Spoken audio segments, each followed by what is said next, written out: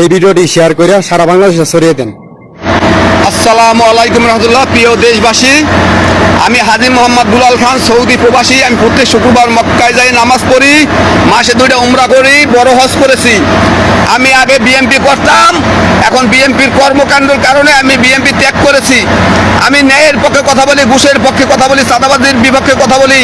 আমি ঘুষ যারা খায় তাদের বিপক্ষে কথা বলি। এই কারণে আমার বাড়িতে আওয়ামী লীগের কিছু পোলাপান বিএনপিতে যোগ দিয়েছে।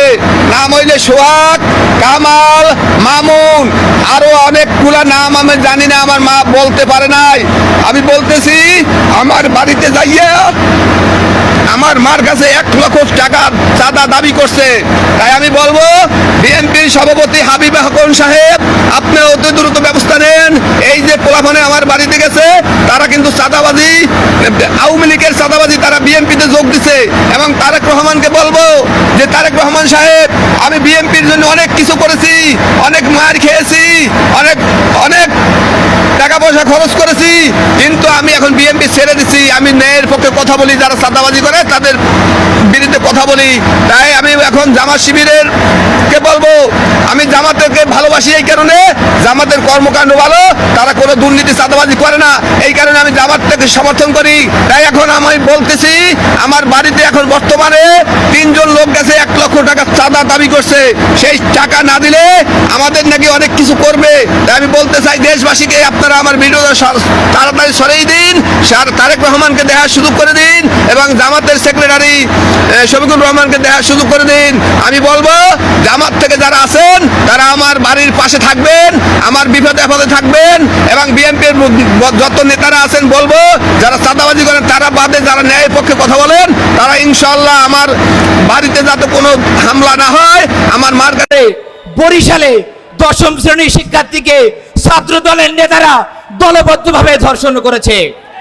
পাবনাতে 9ম শ্রেণীর শিক্ষার্থীকে তারা ধর্ষণ করেছে। ঝিকরের গাছাতে ফুল কিনতে আসে একজন তরুণীকে তারা দলবদ্ধভাবে ধর্ষণ করেছে। শুধু তাই নয়, ভোলাতে স্বামী চাঁদা না দেওয়ায় স্বামীকে বেঁধে রেখে স্বামীর সামনে স্ত্রীকে তারা দলবদ্ধ ধর্ষণ করেছে। আপনারা দেখবেন পত্রিকা খুললে ইতিমধ্যে প্রায় অর্ধশত নিউজ প্রকাশিত হয়েছে, যেখানে ছাত্রদল সরাসরি ধর্ষণ করেছে। সংগ্রামী উপস্থিতি, আপনারা ভালো করে খেয়াল করেছেন, আজকে সাদিক কায়েমকে, ফরহাদকে ছাত্রলীগ ট্যাগ দেওয়া হয়, ঠিক না? আপনারা খেয়াল করে দেখবেন, গত হল কমিটিতে মাত্র কয়েকদিন আগে 593 জনের কমিটি দিয়েছে, সেখানে 70 জন ছাত্রলীগ পাওয়া যায়। ছাত্র দলে যে কমিটি হয়েছে ঢাকসু প্যানেল, এই প্যানেলে 16 জন ছাত্রলীগকে পাওয়া যায়। মেঘমাল্লার বসু অনেক বড় বড় গল্প করেন, তার প্যানেলে ছাত্রলীগকে আমরা খুঁজে পাই। ওমামা ফাতেমা, আপনি সুশীল সাজেন, আপনার কমিটিতে ছাত্রলীগকে খুঁজে পাওয়া যায়। মনে রাখবেন, আপনারা পরিকল্পিতভাবে হাইকোর্টে রিট করেছেন, এই কাজে বাম এবং ছাত্রদল বিএনপি সরাসরি জড়িত, জনগণ তা বুঝে গেছে। কাজেই আমরা স্পষ্ট বলে দিতে চাই, আগামী 9 তারিখে ডাকসু হবে, আগামী 11 তারিখেই জাকসু হবে, আগামী 25 তারিখেই রাকসু হবে। যদি কোনো ধরনের ষড়যন্ত্র করা হয়, আপনারা জুলাই আন্দোলন দেখেছেন, শিক্ষার্থীদেরকে চেনেন, শিক্ষার্থীরা মাঠে থাকবে এবং ইসলামী ছাত্র শিবির তাদের।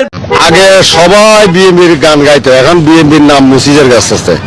বিএনপির নাম মুছে যাবে, মানে দুলেমুড়ি করে, চাঁদাবাজি করে। কালকে আমার থেকে 100 টাকা গাইলিছে, মানে জামাতে